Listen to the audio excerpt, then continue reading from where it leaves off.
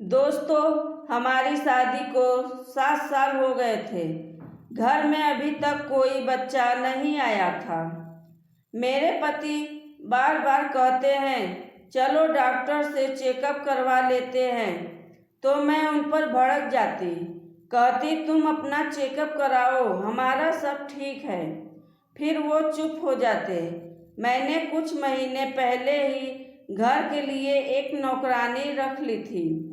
वह मेरे घर में ही रहती थी। उसकी शादी भी नहीं हुई थी। शायद उसकी कोई मजबूरी रही होगी। वह दिन भर घर का काम करती, कहीं बाहर भी नहीं जाती। एक रात मैं सो रही थी तो मुझे किसी की उल्टी करने की आवाज़ सुनाई दी। तो हमें लगा विजय की तबीयत खराब हो गई। मैं उठकर देखती हूँ कि विजय कमरे में नहीं थे। तो हमें लगा वॉशरूम में गए होंगे, पर वो वहाँ भी नहीं थे। अब मैं बाहर के वॉशरूम देखी तो वहाँ भी नहीं मिले। तब मेरी नज़र नौकरानी के कमरे के तरफ गई तो हमारी तो होश ही उड़ गए, क्योंकि उल्टियाँ तो नौकरानी कर रही थी और विजय उसकी पीठ सहला रहे थे। इसकी उल्टी भी तबीयत खराब वाली उल्टी नहीं थी। मैं सोचने लगी कि इसकी शादी तो हुई नहीं है और ये कहीं बाहर भी नहीं जाती है, तो ऐसे उल्टियाँ क्यों कर रही है। तो मैं विजय से पूछी, तुम यहाँ क्या कर रहे हो। फिर विजय कहता है, मैं पानी पीने के लिए किचन में आया तो बाहर से उल्टी की आवाज़ सुनी, तो मैं उसकी हेल्प करने चला आया। अब 2-3 दिन बाद हम दोनों में बच्चे को लेकर फिर झगड़ा होने लगा। अब विजय भी ऑफिस से लेट आते, नौकरानी उन्हें खाना देती और खाकर सीधे सो जाते। इसी तरह कुछ दिन चलता रहा। अब मैं भी अकेली बोर होने लगी तो अपने सहेलियों के साथ 1-2 किट्टी पार्टी ज्वाइन कर ली। एक दिन मुझे किट्टी पार्टी से आने में लेट हो गया था। मैं एकदम थक चुकी थी। जब मैं दरवाजे की घंटी बजाई, बहुत देर हो गया।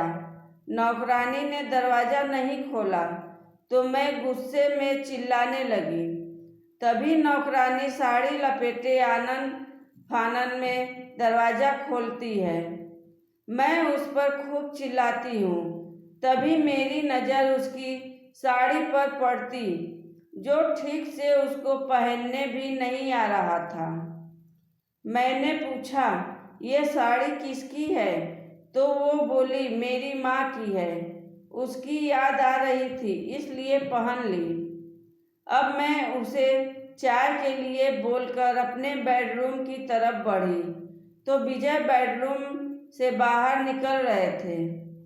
आज आप ऑफिस से जल्दी आ गए, वो भी मैं घर पर नहीं थी तब विजय थोड़ा गुस्से में कहते हैं, मेरी तबीयत कुछ ठीक नहीं लग रहा था, इसलिए जल्दी आ गया। अब क्या घर आने के लिए तुम्हारी इजाज़त लेनी पड़ेगी। मैं चुप हो गई क्योंकि उनका रवैया बदला बदला लग रहा था। मैं चुप हो गई क्योंकि मैं कुछ बोलती तो फिर झगड़ा बढ़ जाता, इसलिए मैं शांत हो गई। अब वो ऑफिस से जल्दी आ भी जाते और घर के कामों में मदद करने लगते तो मैं बोलती, नौकरानी है, कर लेगी, तुम मेरी तो कभी मदद नहीं करते थे, फिर आज क्यों। तो विजय बोलते, मैं तुम्हारी तरह काम चोर नहीं, काम करने से शरीर ठीक रहता है। अब वो छुट्टी वाले दिन भी नौकरानी के साथ किचन में दिन भर बिताते। अब इनके व्यवहार से हमें शक होने लगा। एक दिन रात में मैं सोई थी तो हमें प्यास लगी तो मैंने जग उठाया तो वह खाली था। तभी विजय की तरफ देखी तो विजय वहाँ नहीं थे। मैं किचन में गई, वहाँ पर भी नहीं थे। तब मैं नौकरानी के कमरे में गई तो देखा कि नौकरानी भी नहीं है। अब ढूंढते ढूंढते छत पर गई तो मैं क्या देखती हूँ, विजय और मेरी नौकरानी एक दूसरे से गले लिपटे हुए थे। मेरा तो पारा गर्म हो गया। मैं विजय से पूछी कि तुम यहाँ क्या कर रहे हो। विजय कहता है, मेरी नींद खुली तो देखा कि नौकरानी रोते हुए छत की ओर जा रही थी, तो मैं भी उसके पीछे पीछे आ गया। उसको घर की याद आ गई, इसलिए उसको चुप कराने के लिए गले लगा लिया। तुम्हें तो हर बात में शक करने की आदत हो गई है। इतना कहते हुए वे चले जाते हैं। अब 2 दिन बाद मैं विजय से कहती हूँ कि नौकरानी की छुट्टी कर दूँ। विजय नौकरानी का पक्ष लेकर फिर झगड़ा कर बैठते हैं। कहते हैं, तुमसे खाना तो बनता नहीं है, किट्टी पार्टी से हमारे लिए समय तो मिलता नहीं है। एक वही तो है जो खाना देती है, घर का हमारा तुम्हारा ख्याल रखती है। वह यहाँ से कहीं नहीं जाएगी। अब विजय उसका पहले से ज़्यादा ध्यान रखने लगे। एक दिन मैं इन दोनों को नौकरानी के कमरे में पकड़ लिया। फिर विजय से पूछती हूँ, अब क्या कहोगे। मैं नौकरानी का हाथ पकड़कर घर से बाहर करने लगी। तभी विजय कहता है, ये यहाँ से नहीं जाएगी, क्योंकि ये मेरे बच्चे की माँ है। जाओगी तो तुम्हें मैं तलाक दूंगा और इससे शादी करूंगा।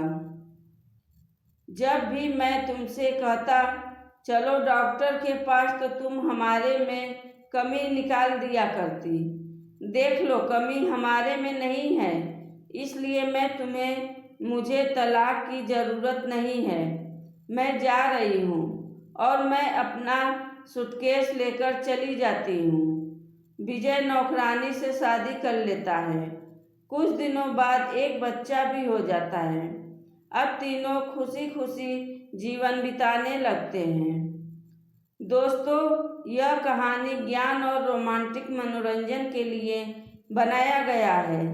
इसका वास्तविक जीवन में किसी से कोई संबंध नहीं है। कहानी कैसी लगी आप कमेंट में लिख सकते हैं, और चैनल को सब्सक्राइब नहीं किए हैं तो सब्सक्राइब करें। धन्यवाद।